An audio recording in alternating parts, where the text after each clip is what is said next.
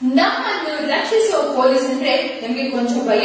ಆದ್ರೆ ಇಲ್ಲೊಬ್ರು ಪೊಲೀಸ್ ಅಧಿಕಾರಿ ತಮ್ಮ ಕಂಠ ಸಿರಿಯಿಂದಲೇ ಜನರಿಗೆ ಆತ್ಮೀಯರು.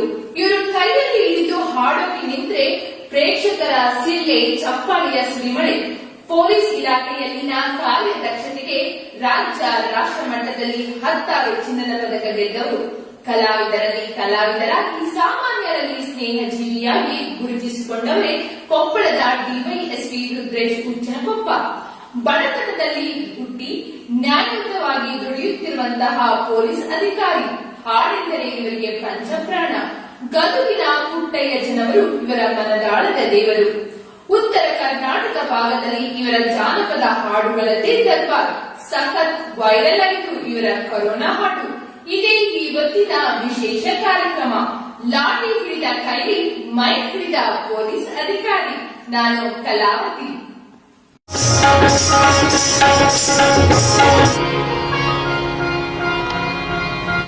ತಮ್ಮ ಕಂಚಿನ ಕಂಠದ ಮೂಲಕ ಪರಿಚಿತರಾದ ರುದ್ರೇಶ್ ಉಜ್ಜನಕೊಪ್ಪ ಅವರ ಬದುಕಿನ ಯಶೋಗಾಥೆ ಇದು.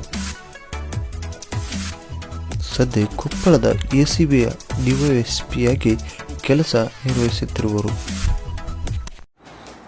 ತಂದೆ ನೀನು, ತಾಯಿ ನೀನು,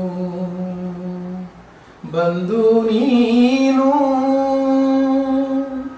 ಬಳಗ ನೀನು, ಬಂಧು ನೀನು,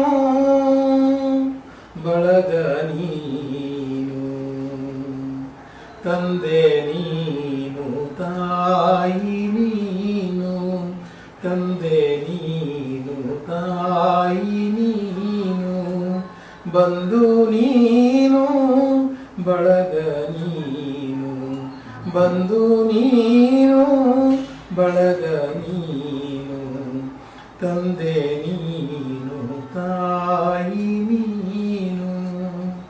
ನೀನಲ್ಲದೆ ಮತ್ತಾರೂ ಇಲ್ಲ.